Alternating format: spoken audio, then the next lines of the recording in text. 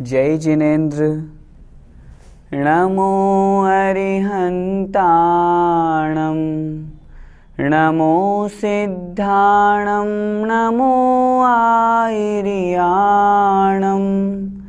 नमो उवज्झायाणं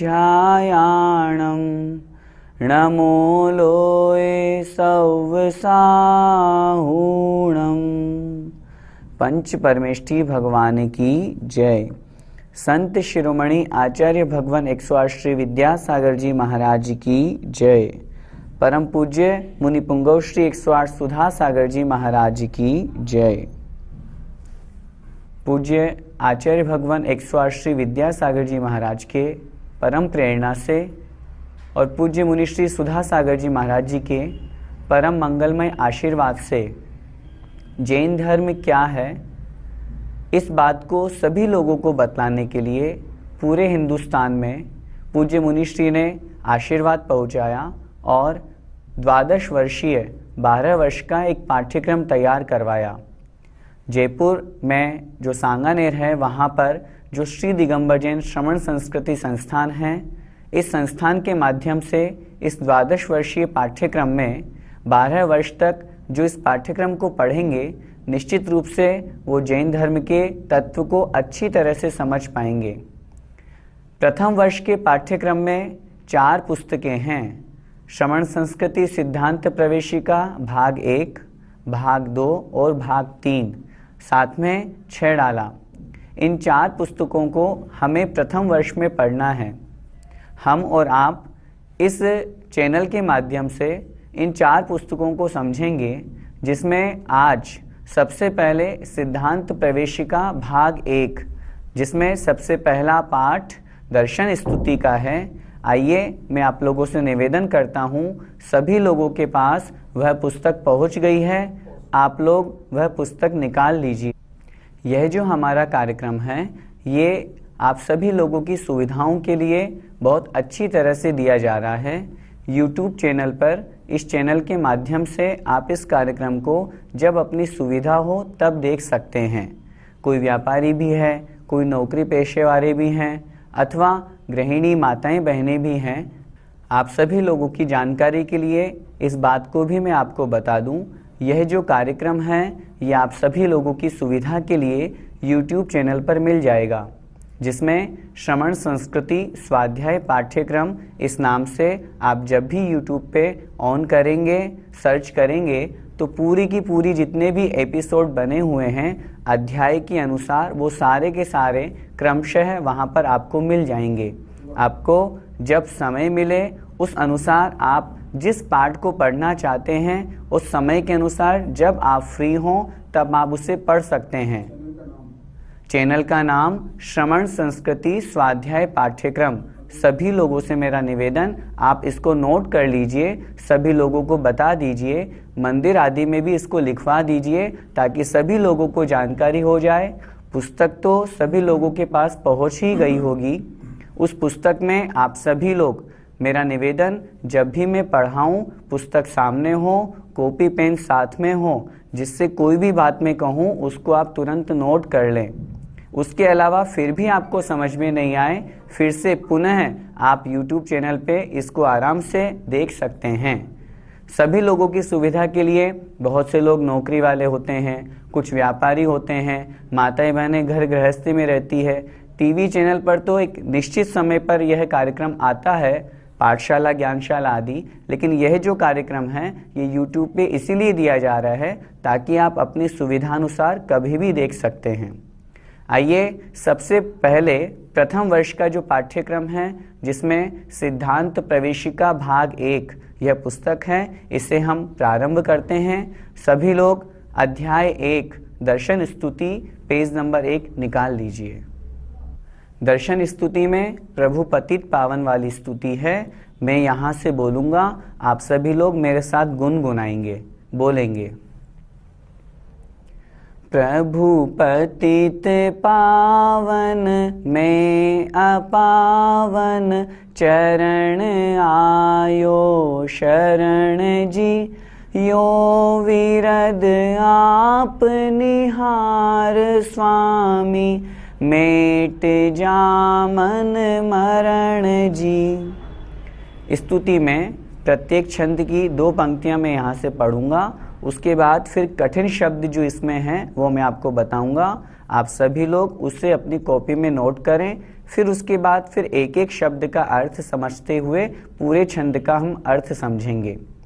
आइए सबसे पहले प्रथम छंद में कठिन शब्दों को समझते हैं। पतित पावन, पतित अर्थात अपवित्र, गिरे हुए, पावन अर्थात पवित्र। मैं अपावन, अपावन अर्थात अपवित्र। चरण आयो शरण जी, शरण अर्थात आपके चरणों में, चरण रूपी शरण को। विरद अर्थात यश, कीर्ति। निहार अर्थात देख करके। मेट अर्थात मेट दीजिए, नष्ट कर दीजिए। जामन अर्थात जन्म। मरण अर्थात मृत्यु। अब पूरे छंद का अर्थ समझते हैं। प्रभु पतित पावन, हे प्रभु आप कैसे हैं? पतित पावन, अपवित्र जनों को पवित्र करने वाले हैं, जो संसार में गिर रहे हैं, डूब रहे हैं, भटक रहे हैं, उन सभी को आप पावन बनाने वाले हैं। मैं अपावन, मैं अपवित्र हूँ। आप अपवित्र को पवित्र करने वाले हैं और मैं अपवित्र हूँ, इसीलिए आपके पास आया हूँ। आगे कह रहे हैं चरण आयो शरण जी, हे भगवान इसीलिए आपकी चरण रूपी शरण को प्राप्त हुआ हूँ, मैं आपके चरणों में आया हूँ। हे भगवान आप अपवित्र जनों को पवित्र बनाने वाले हैं, मैं अपवित्र हूँ, इसलिए पवित्र बनने के लिए आपके चरण रूपी शरण को प्राप्त हुआ हूँ। यो विरद आप निहार स्वामी, यो मतलब इस प्रकार, विरद अर्थात यश, कीर्ति। निहार अर्थात देख करके, स्वामी अर्थात हे भगवान। इस प्रकार आपकी कीर्ति संसार में प्रसिद्ध है। सब लोग जानते हैं कि जिनेंद्र भगवान के चरणों का सानिध्य जो कोई भी प्राप्त करता है वह अपवित्र से पवित्र बन जाता है, पतित से पावन बन जाता है। इसलिए उस कीर्ति को, उस यश को निहार करके, देख करके मेट जामन मरण जी, हे भगवान मेरा जामन अर्थात जन्म, मरण अर्थात मृत्यु का विनाश कर दीजिए। संसार में जो सबसे बड़ा रोग है जन्म मरण का, जिसके कारण से हम संसार में परिभ्रमण करते हैं, भटकते हैं, ऐसे उस जन्म मृत्यु के रोग को नष्ट कर दीजिए। पूरे छंद का अर्थ देखें। हे भगवान आप अपवित्र जनों को पवित्र करने वाले हैं, मैं अपवित्र हूँ, इसलिए आपके चरण रूपी शरण को प्राप्त हुआ हूँ। इस प्रकार आपकी कीर्ति, आपका यश प्रसिद्ध है कि आप अपवित्र जनों को पवित्र करते हैं, इसीलिए मैं आपके चरणों में आया हूँ।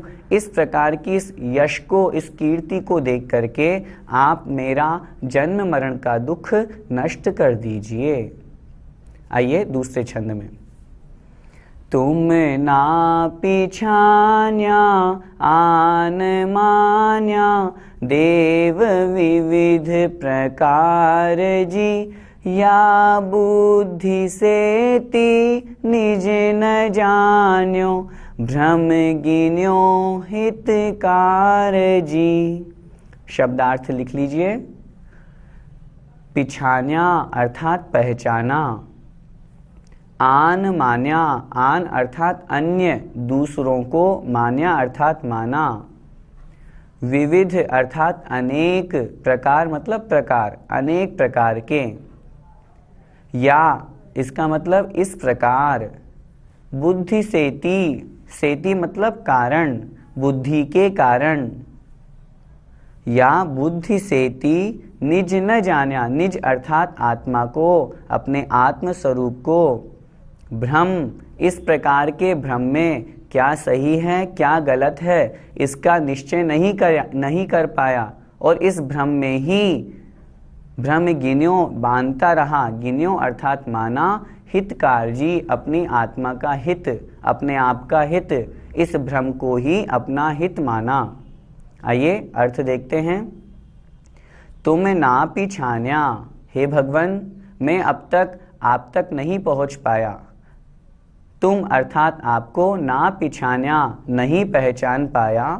आन मान्या देव अन्य जो अनेक प्रकार के देवी देवता हैं जो संसार में स्वयं भटक रहे हैं, सरागी देवी देवता हैं, रागी द्वेषी देवी देवता हैं, मिथ्यात्वी देवी देवता हैं, उनको मैंने अनेक विविध प्रकार अनेक प्रकार के जो देवी देवता हैं उनको ही मैंने माना, उनको ही देव मानता रहा और तुमको नहीं पहचाना। आज तक आपको मैंने पहचाना ही नहीं।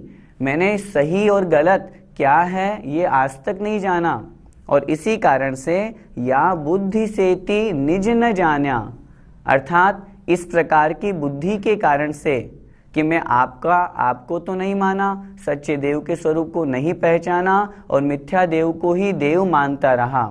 इस बुद्धि के कारण से निज न जान्यो, अपनी आत्म स्वरूप को नहीं जान पाया, वास्तविक स्वरूप को नहीं जान पाया। भ्रम गिन्यो हितकार जी, और इन्हीं में ही भ्रम करता हुआ इन्हीं को ही अपना हितकारी मानता रहा, इस भ्रम को ही अपना कल्याण करने वाला मानता रहा।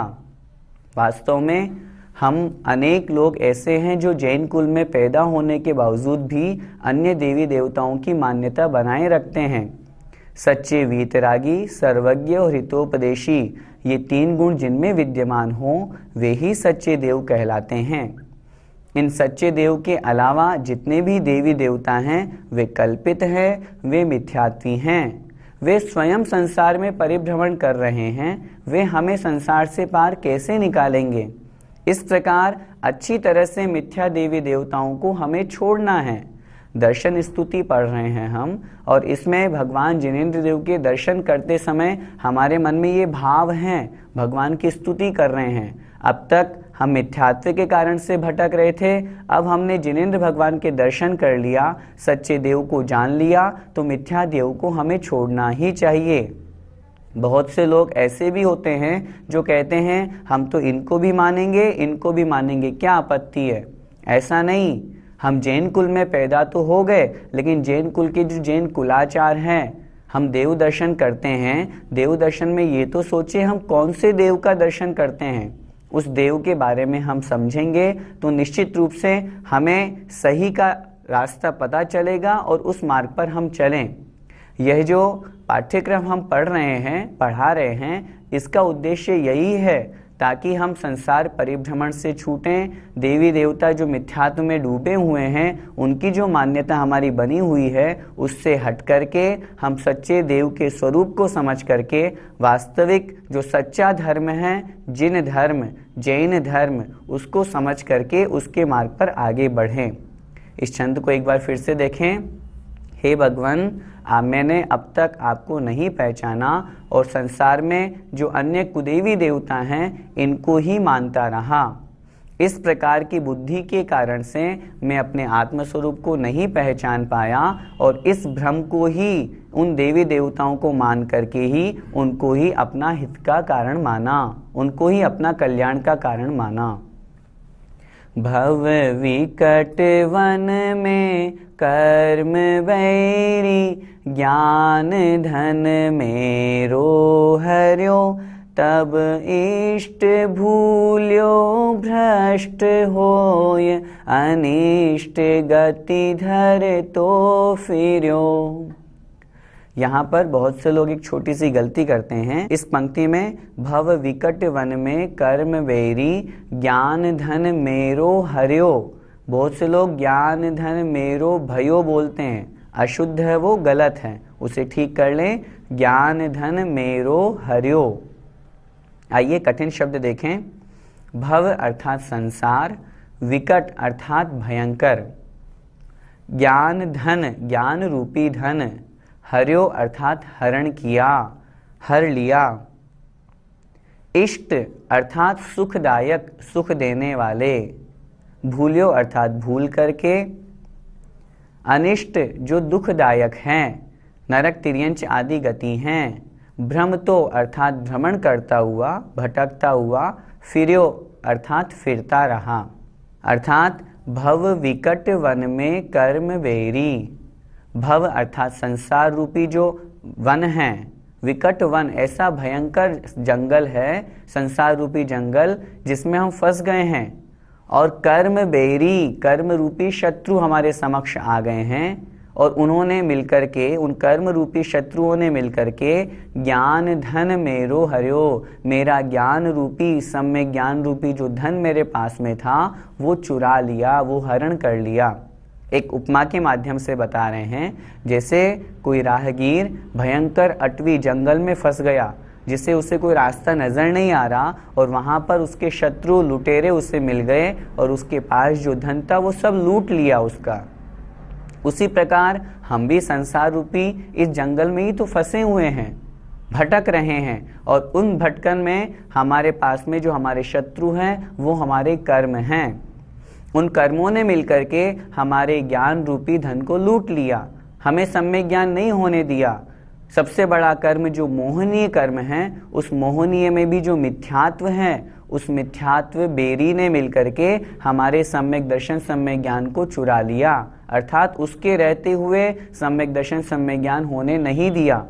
इस कारण से तब इष्ट भूल्यो भ्रष्ट होए, और जब सम्यक दर्शन सम्यक ज्ञान प्राप्त नहीं हो पाया, तब इष्ट भूल्यो, जो मेरे लिए सुखदायक है, आत्मस्वरूप है, वीतरागी जिनेंद्र भगवान के दर्शन है, अथवा जो मोक्ष साधन, मोक्ष का जो मार्ग है, धर्म का जो मार्ग है, उस मार्ग को भूल्यो, भूल गया, भ्रष्ट होए, और भ्रष्ट हो करके अनिष्ट गति, अर्थात जो दुखदायक नरक तिर्यंच आदि गतियां हैं, इनमें भ्रमितो फिर्यो, भ्रमण करता हुआ फिरता रहा, भटकता रहा। क्यों? सम्यक दर्शन प्राप्त नहीं कर पाया, इसलिए संसार में परिभ्रमण करता रहा। आगे देखें, धन घड़ी यो धन दिवस यो ही, धन जन्म मेरो भयो, अब भाग मेरो उदय आयो, दर्श प्रभु जी को लख लयो। कठिन शब्द देखें, धन अर्थात धन्य है, सार्थक हो गई, घड़ी अर्थात यह समय, दिवस अर्थात दिन, जन्म अर्थात जन्म, भयो अर्थात हुआ, हो गया, भाग अर्थात भाग्य, लख लयो देख लिया, प्राप्त कर लिया। धन घड़ी यो, जब भगवान के दर्शन हम कर रहे हैं, चूंकि जो हम स्तुति पढ़ रहे हैं उसका नाम है दर्शन स्तुति। दर्शन करते समय, भगवान को देखते समय ऐसी स्तुति कर रहे हैं, उनका गुणानुवाद कर रहे हैं, उनका स्तोत्र पाठ कर रहे हैं, इसलिए लिखा धन घड़ी यो, जब भगवान के दर्शन कर रहे हो, हे भगवान यह समय, यह घड़ी धन्य हो गई, यह समय सार्थक हो गया। धन दिवस यो ही, यह दिन भी धन्य हो गया। जिस दिन हम भगवान के दर्शन करते हैं उस दिन हमारा दिन सार्थक हो गया, धन्य हो गया कि मुझे वीतरागी जिनेंद्र भगवान के दर्शन हो गए। धन जन्म मेरो भयो, और मेरा जन्म भी सफल हो गया, धन्य हो गया। मैंने मनुष्य पर्याय प्राप्त की और वीतरागी जिनेंद्र भगवान के मैंने दर्शन कर लिए, वास्तव में मेरा मनुष्य जन्म धन्य हो गया, मनुष्य पर्याय सफल हो गई।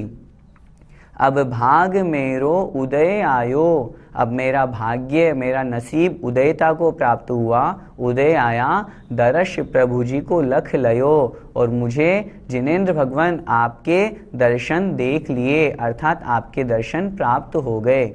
वास्तव में जिनेंद्र भगवान के दर्शन नसीब वालों को ही प्राप्त होते हैं, और हम प्रतिदिन जिनेंद्र भगवान के दर्शन करते हैं तो अपना अहोभाग्य सौभाग्य समझना चाहिए।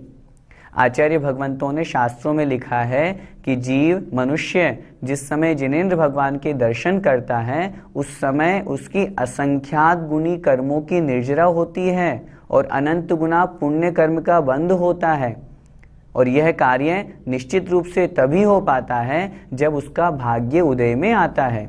इसीलिए यहाँ पर इस कृति के जो रचयिता हैं कविवर बुद्धजन जी, वो लिख रहे हैं, हे भगवान, जब मैंने आपके दर्शन किए वह समय धन्य हो गया, वह दिन धन्य हो गया और वास्तव में मेरा जीवन भी धन्य हो गया, क्योंकि मैंने आपके दर्शन कर लिए। आगे देखें, छवि वीतरागी नग्न मुद्रा दृष्टि नासापे धरे वसु प्रातिहार्य अनंत गुणयुत कोटि रवि छवि को हरे। कठिन शब्द देखें। छवि, छवि अर्थात चेहरा। वीतरागी, राग द्वेष से रहित। नग्न मुद्रा, दिगंबर अवस्था। दृष्टि अर्थात नजर। नासा, नासा मतलब नासिका, नाक। पे मतलब पर, धरे मतलब धारण करते हैं। वसु अर्थात 8। प्रातिहार्य, विशेष शोभा से युक्त जो वस्तुएं हैं वो। अनंत गुणयुक्त, गुणों से संयुक्त। कोटि अर्थात करोड़ों। रवि अर्थात सूर्य। छवि मतलब शोभा। हरे मतलब हरण करते हैं। क्या मतलब? छवि वीतरागी, जिनेंद्र भगवान कैसे हैं? जिनका चेहरा वीतरागी है, जो राग द्वेष इन सब से रहित हैं, 18 दोषों से रहित हैं। वीतरागी, बीत गया है राग जिनका, जिन्हें संसार के किसी भी प्राणी से कोई राग नहीं है, कोई द्वेष नहीं है, ऐसा समदृष्टि जिनकी है, ऐसी छवि, ऐसी मुद्रा। नग्न मुद्रा, दिगंबर अवस्था, जिनके मन में कोई विकार नहीं, तन में भी कोई विकार नहीं। दिगंबरत्व को दिगंबर, दिक अंबर, दिशाएं ही जिनकी वस्त्र हैं, जिनके शरीर पर एक धागा भी नहीं है, परिग्रह से जो रहित हैं, ऐसी नग्न मुद्रा। दृष्टि नासा पे धरे, जिनकी दृष्टि, जिनकी नजर नासा, नासिका पर है। आपकी पुस्तकों में नाशा लिखा हुआ है, उसे ठीक कर लें, नासा, सकार वाला कर लें। नासा अर्थात नासिका, जो इधर उधर नहीं देखते, आंख खोल करके नहीं देखते, आंख बंद करके नहीं बैठते, बल्कि नासिका के अग्रभाग पर इस प्रकार दृष्टि रखते हैं जो राग और द्वेष से रहित होती है, जिनकी नजर नासिका के अग्रभाग पर रहती है। वसु प्रातिहार्य, वसु अर्थात 8। प्रातिहार्य, विशेष शोभा की जो वस्तुएं हैं। 8 प्रकार के प्रातिहार्य अपने यहाँ कहे गए हैं। जब तीर्थंकर भगवान केवल ज्ञान को प्राप्त करते हैं, भगवान बनते हैं, उस समय समोषण की रचना होती है। देवताओं के द्वारा वहाँ पर 8 प्रातिहार्यों की रचना की जाती है। हम और आप पूजन करते हैं, उसमें 2 पंक्तियाँ पढ़ते हैं जिसमें 8 प्रातिहार्यों के नाम आते हैं। दिव्य विटप पहुपन की वर्षा, दुंदुभि आसन वाणी सरसा, छत्र चमर भामंडल भारी, ये तव प्रातिहार्य मनहारी। दिव्य विटप अर्थात अशोक वृक्ष। पहुपन की वर्षा अर्थात सुर पुष्प वृष्टि, देवताओं के द्वारा फूलों की बरसात।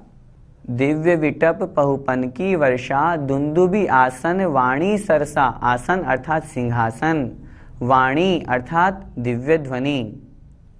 दिव्य विटप पहुपन की वर्षा, दुंदुभि आसन वाणी सरसा, छत्र चमर भामंडल।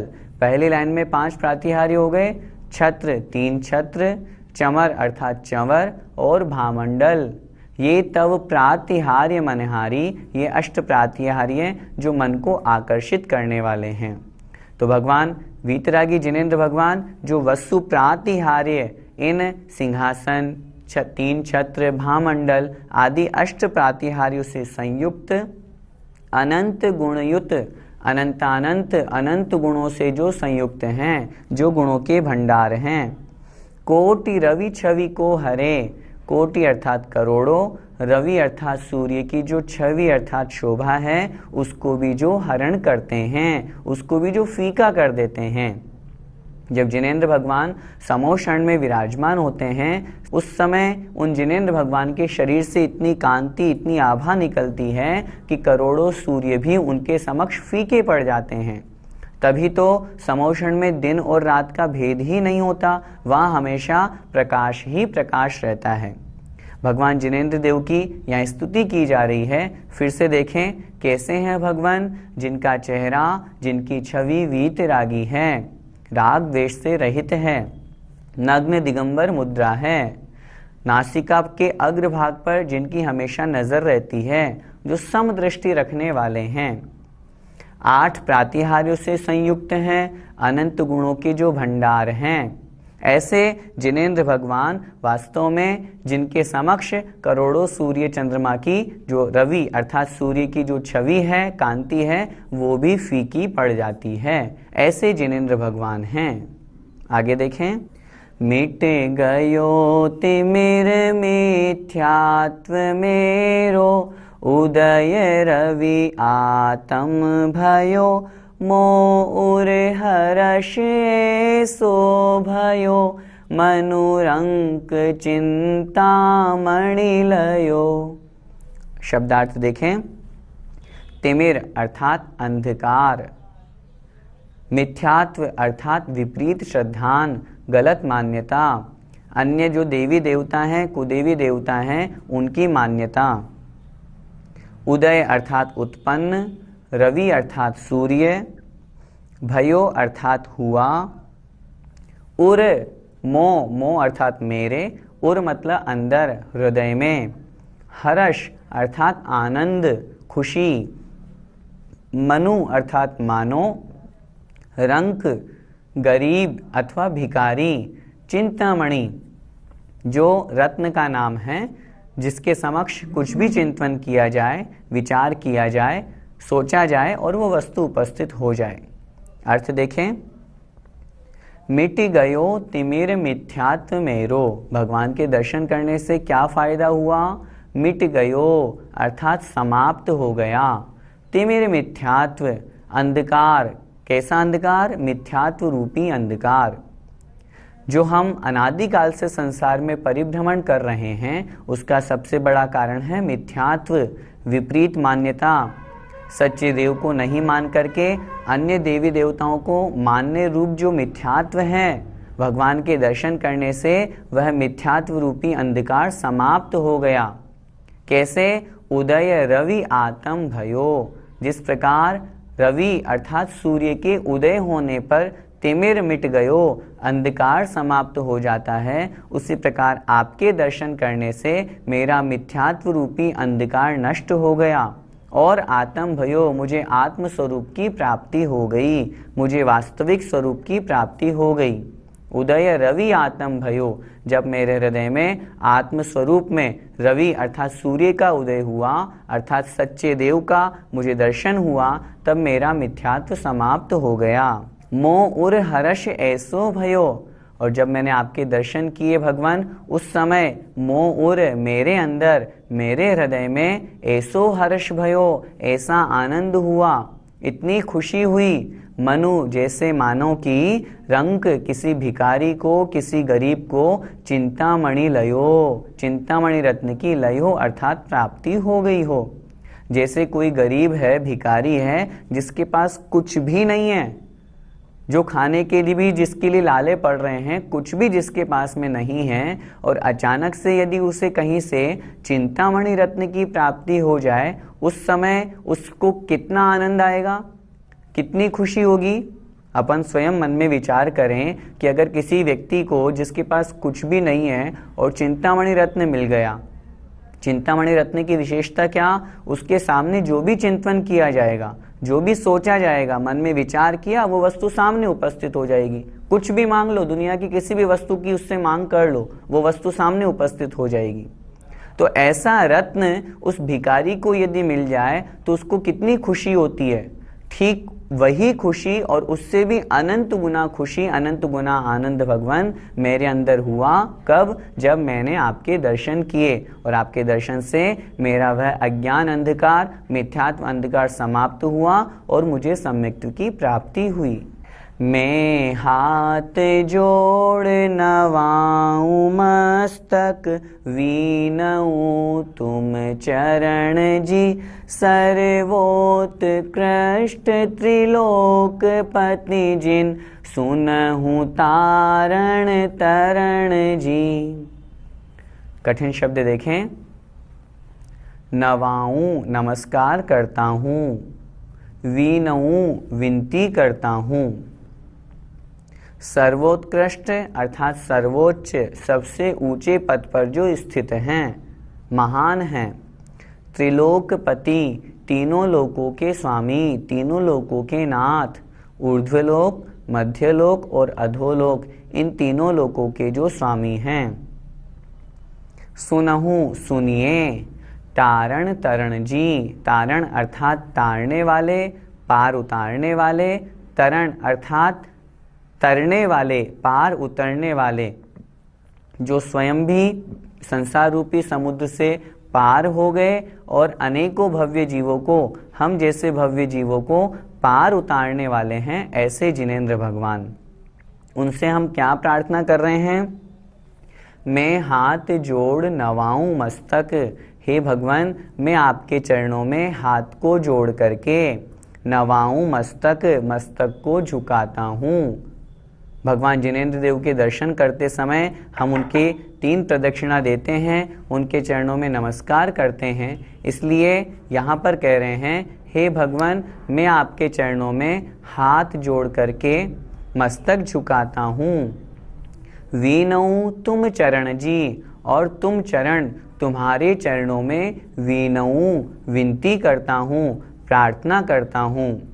सर्वोत्कृष्ट त्रिलोकपति जिन, हे भगवान आप सर्वोत्कृष्ट हैं, सर्वोच्च हैं, महान हैं, तीनों लोकों के नाथ हैं, तीनों लोकों के स्वामी हैं। इसलिए हे भगवान सुनहु तारण तरण जी, हे तारण तरण आप प्रसिद्ध हैं, आप स्वयं तो संसार समुद्र से पार हुए ही, अनेकों हम जैसे भव्य जीवों को भी आप पार उतारने वाले हो।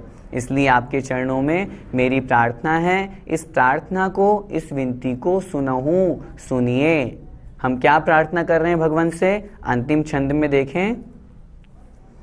जाचू नहीं सुरवास पुनि नर, राज परिजन साथ जी, बुध जाच हूँ तुम भक्ति भव भव, दीजिए शिवनाथ जी। जाचू अर्थात चाहता हूँ। कड़े शब्द देख लीजिए। जाचू अर्थात चाहता हूँ, मांगता हूँ। सुरवास अर्थात देवताओं में निवास, अर्थात इंद्रपद की प्राप्ति। नरराज मनुष्यों में श्रेष्ठ, मनुष्यों में श्रेष्ठ चक्रवर्ती। राज अर्थात राज्यपद। परिवारजन आपस में पुत्र मित्र स्त्री आदि रिश्तेदार परिवार। बुध इस विनती के, इस स्तुति के जो रचयिता हैं बुधजन जी, उनका नाम यहाँ पर बुध के रूप में लिया है। वे बुधजन जी भी स्वयं कह रहे हैं, मैं जांचूं, चाहता हूँ क्या? तुम भक्ति भव भव दीजिए शिवनाथ जी, हे मोक्ष के नाथ। शिव का अर्थ मोक्ष, नाथ अर्थात स्वामी, मोक्षनाथ अर्थात जो मोक्ष को प्राप्त हुए हैं। अर्थ देखें पूरे छंद का। जांचू नहीं सुरवास पुनि नर, हे भगवान मैं आपके चरणों में जो विनती कर रहा हूँ, प्रार्थना कर रहा हूँ, मैं तो सिर्फ एक ही चीज चाहता हूँ, एक ही डिमांड करता हूँ, एक ही बात आपसे भगवान प्रार्थना करता हूँ, तुम भक्ति भव भव दीजिए। हे भगवान आपकी भक्ति मुझे भव भव में प्राप्त हो। शिवनाथ जी, हे मोक्ष के अधिपति, हे सिद्ध भगवान, हे अरिहंत भगवान, मैं सांसारिक सुख सुविधाएं, इंद्र का पद, राज्य संपदा, चक्रवर्ती के भोग, ये सब नहीं चाहता, स्त्री पुत्र मित्र नहीं चाहता। मैं तो बस इस भव में ही नहीं, जब तक मुझे मोक्ष पद की प्राप्ति ना हो, हर भव में मुझे आपके दर्शन हो, आपकी भक्ति, आपकी स्तुति करता रहूं, बस यही प्रार्थना है। हमने दर्शन स्तुति का अर्थ समझा। हम सभी दर्शन स्तुति भगवान के सामने पढ़ते हैं, लेकिन उसका अर्थ नहीं पता होने के कारण वो भाव नहीं बन पाते। अब कल से हम सभी भगवान के समक्ष जब इस स्तुति को पढ़ें तब उसके अर्थ को समझें। अर्थ को समझ करके स्तुति पढ़ेंगे तो और अधिक भगवान की भक्ति में भाव लगेंगे। इसलिए सभी से मेरा निवेदन, अर्थ को अच्छी तरह से समझ करके उसको अपने जीवन में उतार करके भगवान के समक्ष भावों के साथ में स्तुति करें, इससे बहुत अच्छा होगा। जय जिनेंद्र। बोलिए पंच परमेष्ठी भगवान की जय।